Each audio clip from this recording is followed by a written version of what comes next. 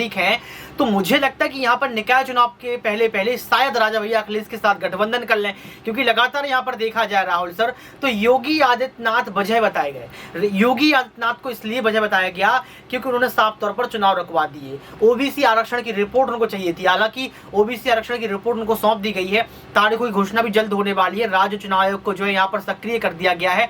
लेकिन जहां तक हम लोग सियासत की बात कर रहे हैं, उस सियासत में अगर अखिलेश यादव को मजबूत होना है तो सभी का साथ लेकर चलना पड़ेगा।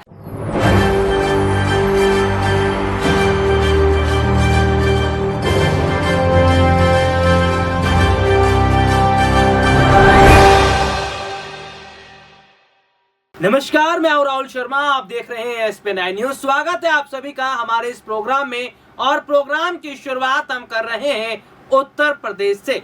क्या उत्तर प्रदेश में एक बार फिर सियासी घमासान देखने को मिल रहा है, और क्या उत्तर प्रदेश में एक बदलते सियासी समीकरण को देखकर सत्ता पक्ष की परेशानी बढ़ रही है? जी हां, उत्तर प्रदेश में क्या विपक्ष मजबूत हो रहा है, और कैसे चुनावी मैदान में राजा भैया उतरने की तैयारी कर रहे हैं, और कैसे योगी आदित्यनाथ की मुश्किलें बढ़ाएंगे? इन तमाम मुद्दों पर चर्चा करने के लिए मेरे साथ मेरे खास सहयोगी ऋतिक मौजूद है। ऋतिक, बहुत बहुत स्वागत है इस प्रोग्राम में आपका। और मेरा पहला सवाल आपसे ये रहेगा कि जिस तरीके से हाल ही में उत्तर प्रदेश में हमने उपचुनाव देखे, और उस उपचुनाव में राजा भैया समाजवादी पार्टी का समर्थन कर रहे थे, ये हम आप और जनता बखूबी तरीके से जानती है, क्योंकि वो चाहते तो अपने उम्मीदवार को उतार सकते थे, लेकिन उतारा नहीं। तो क्या आने वाले वक्त में एक बार फिर राजा भैया समाजवादी पार्टी के समर्थन में अगर नजर आते हैं, तो क्या प्रदेश के मुख्यमंत्री योगी आदित्यनाथ की मुश्किलें बढ़नी तय हैं?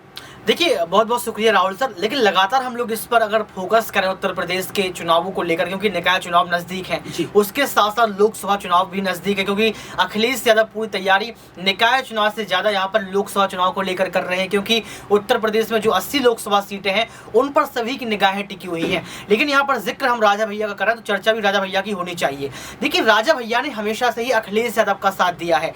राजा भैया मुलायम सिंह यादव को अपना गुरु मानते थे, पिता के समान मानते थे, उनका आशीर्वाद लेते थे, और राजा भैया ने हमेशा से ही पर्दा के पीछे प्रत्यक्ष और प्रत्यक्ष रूप से यहाँ पर अखिलेश का साथ दिया। आपको मैनपुरी का चुनाव याद होगा राहुल सर, आपको खतौली का चुनाव याद होगा, आपको रामपुर का चुनाव याद होगा। देखिए, राजा भैया कोई छोटा चेहरा नहीं है, राजा भैया बाहुबली कहे जाते हैं। निर्दलीय चुनाव लड़ते हैं, और निर्दलीय चुनाव लड़ने के बाद कुंडा सीट से जीतते हैं और विधायक बन जाते हैं। अगर राजा भैया चाहते तो मैनपुरी से अपना प्रत्याशी उतार सकते थे, खतौली से अपना प्रत्याशी उतार सकते थे, तमाम जगहों से अपना प्रत्याशी उतार सकते थे, लेकिन नहीं उतारा। तो इसका सीधा मतलब यही निकाला गया कि राजा भैया ने अखिलेश का साथ दिया। तो जब निकाय चुनाव नजदीक हैं, तो मुझे लगता है कि यहाँ पर निकाय चुनाव के पहले शायद राजा भैया अखिलेश के साथ गठबंधन कर लें, क्योंकि लगातार यहाँ पर देखा जाए राहुल सर, तो योगी आदित्यनाथ वजह बताए गए। योगी आदित्यनाथ को इसलिए वजह बताया गया क्योंकि उन्होंने साफ तौर पर चुनाव रुकवा दिए। ओबीसी आरक्षण की रिपोर्ट उनको चाहिए थी, हालांकि ओबीसी आरक्षण की रिपोर्ट उनको सौंप दी गई है, तारीखों की घोषणा भी जल्द होने वाली है, राज्य चुनाव आयोग को जो है यहाँ पर सक्रिय कर दिया गया है। लेकिन जहां तक हम लोग सियासत की बात कर रहे हैं, उस सियासत में अगर अखिलेश यादव को मजबूत होना है तो सभी का साथ लेकर चलना पड़ेगा। बीजेपी पार्टी एक नारा देती है, सबका साथ सबका विकास, लेकिन कहीं ना कहीं देखा जाए तो आज विपक्षी पार्टियों का साथ कोई देने को तैयार नहीं है। अगर राजा भैया अखिलेश का साथ यहां पर देते हैं तो राजा भैया के साथ साथ अखिलेश यादव को लोकसभा चुनाव में भी जो है जीत दर्ज हो सकती है। जी बिल्कुल, देखिए सीधे तौर पर देखा जाए तो फिलहाल मौजूदा समय के अंदर जिस तरीके से कुंडा से निर्दलीय विधायक राजा भैया की अगर हम बात करते हैं, तो वो मौजूदा समय के अंदर न सिर्फ योगी आदित्यनाथ के खिलाफ जाते नजर आ रहे हैं, बल्कि ये भी देखा जा रहा है कि उत्तर प्रदेश में विपक्ष मजबूत हो रहा है। बसपा सुप्रीमो मायावती ने जिस तरीके से हाल ही में हमने देखा कि भाई सीधे तौर पर विपक्षी पार्टियों को साथ में आने की बात कही, विपक्षी पार्टियों को साथ लाने की बात की। उत्तर प्रदेश में अगर विपक्ष मजबूत हो जाता है तो क्या ये बीजेपी के लिए बड़ी मुश्किल होती नजर आएगी? उत्तर प्रदेश से होकर दिल्ली का रास्ता निकलता है, और उत्तर प्रदेश में अगर बीजेपी के लिए चुनौतियां हैं तो शायद आने वाले लोकसभा चुनाव में भी चुनौतियां हैं। ऋतिक, अगर हम देख रहे हैं विपक्ष अगर उत्तर प्रदेश में मजबूत होता है, राजा भैया, मायावती, अखिलेश यादव सीटों को लेकर अगर काम करते हैं तो क्या इसका बड़ा फर्क पड़ेगा उत्तर प्रदेश में सरकार पर भी, और ऐसे में बीजेपी का जो रास्ता है वो उत्तर प्रदेश में बहुत हद तक मुश्किल में दिखता नजर आएगा? देखिए, उत्तर प्रदेश की हम लोग बात कर रहे हैं तो जब अभी उपचुनाव हुए थे तो उपचुनाव के वक्त यहाँ पर बीजेपी सरकार को झटका लगा था, क्योंकि मैनपुरी हार गए थे, खतौली वो हार गए थे। लेकिन जिस तरीके से आपने मायावती का जिक्र किया, राजा भैया का जिक्र किया, यहाँ पर चंद्रशेखर आजाद का हम जिक्र कर सकते हैं, तो तमाम जो छोटे छोटे क्षेत्रीय दल हैं अगर वो यहाँ पर अखिलेश के साथ आ जाते हैं तो दोनों का फायदा होगा, अखिलेश का भी फायदा होगा और क्षेत्रीय दलों का भी फायदा होगा। क्योंकि लगातार देखा जाए तो निकाय चुनाव ये तय कर देंगे कि 80 लोकसभा सीटों पर किसका हक होगा। क्योंकि लगातार आप देख सकते हैं कि पिछली बार अगर हम लोग यहाँ पर लोकसभा चुनाव की बात करें तो यहाँ पर बड़ा झटका अखिलेश को लगा था, बहुत कम सीट इनको मिली थी। अगर हम लोग निकाय चुनाव की बात करें तो अखिलेश यादव अपना मेयर भी नहीं बना पाए थे, जबकि मायावती ने अपना मेयर बना लिया था।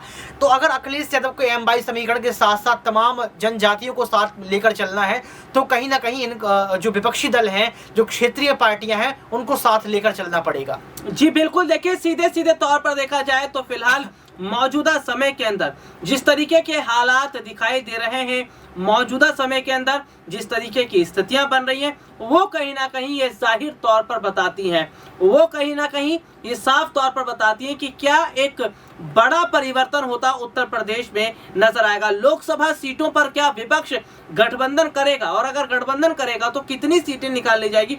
ऋतिक, कैसे देख रहे हैं कि आप मौजूदा समय में विपक्षी पार्टियों की मजबूती और लोकसभा सीट पर चुनाव लड़ना, और इसके साथ ही साथ जिस तरीके से हाल ही में उपचुनाव हुए उन तमाम सीटों पर हमने देखा कि सपा को बड़ा फायदा हुआ, तो क्या विपक्ष अगर मजबूत होकर लोकसभा की सीट पर चुनाव लड़ता है तो भी क्या बड़ा फायदा मिल रहा है? देखिए, बिल्कुल, अगर देखा जाए यहाँ पर विपक्ष पार्टी को मजबूत होना है, अगर लोकसभा चुनाव में अपनी जड़ों को मजबूत करना है तो कहीं ना कहीं आज अखिलेश को तमाम पार्टियों की साथ की जरूरत है। मैं भी देख रहा हूँ, आप भी देख रहे होंगे कि अखिलेश यादव केजरीवाल से मुलाकात करते हैं, अखिलेश यादव तेजस्वी के साथ नजर आते हैं, अखिलेश यादव जो है भारत जोड़ो यात्रा में भले ही शामिल नहीं हुए लेकिन पल्लवी पटेल ने साफ तौर पर कहा था कि हम अखिलेश भैया और राहुल भैया को एक साथ लेकर आएंगे। तो ये है क्या? ये कहीं ना कहीं वही इशारा है जिस इशारे की ओर लगातार विपक्ष भाग रहा है। अगर यहाँ पर गठबंधन होता है, अगर राजा भैया साथ देते हैं, अगर यहाँ पर मायावती साथ देती हैं, चंद्रशेखर आजाद, तमाम जो नेता हैं वो साथ देते हैं, तो अखिलेश को निकाय चुनाव में फायदा तो होगा ही, इसके साथ साथ लोकसभा चुनाव में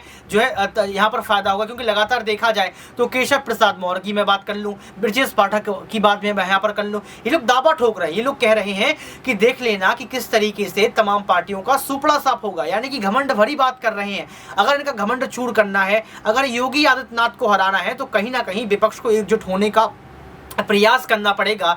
लेकिन निकाय चुनाव के पहले अगर राजा भैया साथ आ जाते हैं तो मुझे लगता है एक कड़ी चुनौती का, एक विशेष चुनौती का, बड़ी चुनौती का सामना योगी आदित्यनाथ सरकार को करनी पड़ेगी। क्योंकि मैनपुरी उपचुनाव में जब मायावती ने राजा भैया ने अपना प्रत्याशी नहीं उतारा था, इसका सबसे बड़ा फायदा अखिलेश को मिला था। अखिलेश का M22 समीकरण सुरक्षित रहा, वोट भी नहीं बटा, और कहीं ना कहीं आप देख सकते हैं कि वहां पर जो है डिम्पल यादव सांसद बन जाती हैं। मुझे लगता है कि अगर यहाँ पर गठबंधन होता है तो ये अखिलेश और विपक्ष दोनों के लिए अच्छी बात होगी। जी बिल्कुल, देखिए सीधे सीधे तौर पर देखा जाए आने वाले वक्त में विपक्ष अगर एकजुट हो जाता है तो क्या वाकई उत्तर प्रदेश में योगी सरकार के लिए मुश्किलें खड़ी होंगी, और राजा भैया के मैदान में उतरने से कितना डर जाएंगे योगी आदित्यनाथ, ये आने वाले वक्त में और ज्यादा चर्चा करेंगे। फिलहाल आज के लिए इतना ही, आपसे फिर दोबारा मुलाकात होगी, तब तक के लिए इजाजत दीजिए, नमस्कार।